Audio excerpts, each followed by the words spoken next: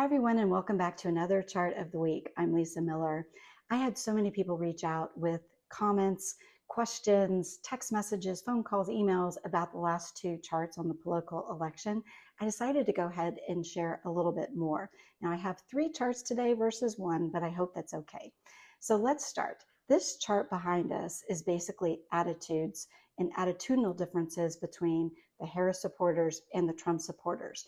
I always talk about how attitudes lead behaviors, whether that's in a brand or even a political election. So let's take a look. They're basically, when you look at the Harris supporters, they are much more likely to say they're fearful about rising violence after the election, but they're also more likely to say they think student loans should be forgiven. But this last point is interesting, where they are much more hopeful about the future of America versus the Trump supporters. On the other side, the Trump supporters, clearly, when you look at all the data, they are much more concerned about the economic issues, whether it's the economy after the election, rising prices. That is a big deal for them. But the other thing that is different than the Harris supporters is basically the strong faith to get them through difficult times. And that has actually been coming through in some of the political messaging that we're seeing. Lastly, the Trump supporters are definitely more likely to say that they've lost trust in the government.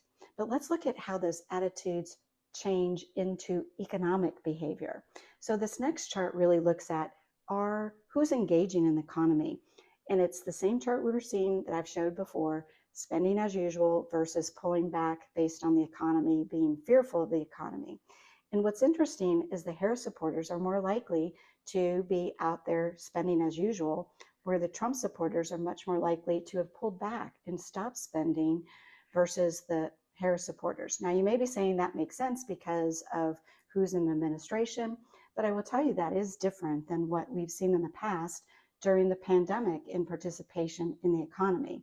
Typically, the Republicans are much more engaged in the economy, regardless of which administration was in power at that time. So it might be a little bit surprising. But at the end of the day, the spoiler alert, what does my data show is who's going to win this election? Well, it basically says what you might be hearing everywhere. It is a dead heat. So it is going to depend on who is going to be showing up to vote.